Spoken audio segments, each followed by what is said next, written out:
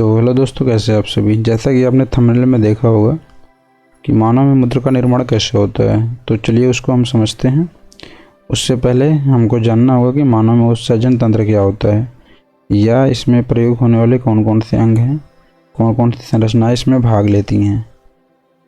तो चलिए हम शुरू करते हैं। तो मानव का जो उत्सर्जी अंग है या उत्सर्जन तंत्र है, उसमें एक जोड़ी वृक्क, एक जोड़ी मूत्र नलिका, एक मूत्राशय और एक मूत्र मार्ग का योगदान होता है।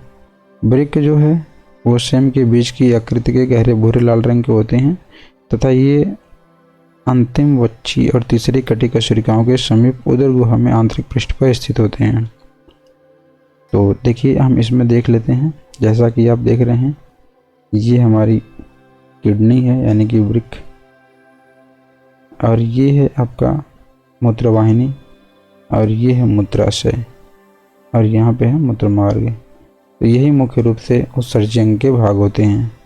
तो कैसे होता है उत्सर्जन, उसके लिए हम ये देखिए हमारी किडनी, इसकी हम आंतरिक संरचना को दिखाते हैं। इसमें मुख्य रूप से दो भाग होते हैं।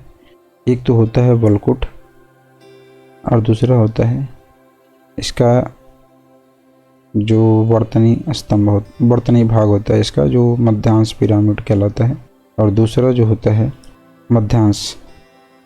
अब जो बलकुट है उसके कुछ भाग जो है एक पिरामिड के बीच बीच में जाते हैं। ये जो पिरामिड की संरचना बनाए हुए हैं, मध्यांश पिरामिड, इसी में मेन रूप से जो है मूत्र का निर्माण किया जाता है। वो कैसे होता है वो हम आपको आगे दिखाएंगे। और इसके बीच बीच में जो स्तंभ की तरह संरचनाएं बनी हुई हैं, ये जिसको हम वर्तनी के स्तंभ कहते हैं, और यहीं पे जो नलिका जैसी संरचना बनाते हैं जिनको कैलिक्स कहते हैं। और देखिए यहाँ से धमनी, वृक्क धमनी और वृक्क शिराएँ दोनों गई हुई हैं। ये लाल रंग की वृक्क धमनी है और नीले रंग में वृक्क शिराएँ हैं, और ये जो मूत्रवाहिनी है वो निकली हुई है। और ये सब सारी संरचनाएं एक आवरण द्वारा घिरी रहती हैं जिनको वृक्क आवरण कहा जाता है। जो किडनी की इकाई है जिसको हम नेफ्रॉन कहते हैं, इसी के अंदर मूत्र का निर्माण होता है। तो सबसे पहले इसमें जो मुख्य संरचना है, ये भाग जो आप देख सकते हैं जिसको वोमेन कैप्सूल या वोमेन संपुट कहा जाता है, इसमें दो तरह की धमनियाँ गई होती हैं। एक अभिवाही धमनी है जो थोड़ी सी मोटी होती है, और एक अपवाही धमनी है जिसका व्यास पतला होता है।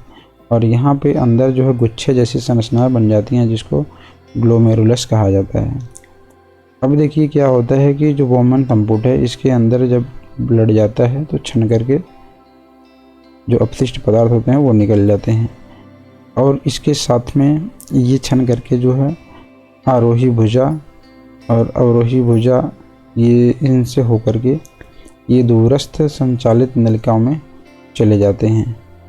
अब ये जो आरोही भुजाएं और अवरोही भुजाएं ये मुड़ करके यू के आकार का रूप ले लेती हैं, जिसे हेनले लूप भी कहा जाता है, और यहाँ से होते हुए ये संग्रह नलिका में चले जाते हैं। और उसके साथ में जो भी जो लाभदायक पदार्थ भी छन चुके होते हैं ब्लड के, उनको जो है इसी लूप ऑफ हेनले में अवशोषित कर लिया जाता है, और जो भाग बचता है वो मूत्र का निर्माण करता है, और उसे संग्रह नलिका की सहायता से जो है यूरेटर में भेज दिया जाता है।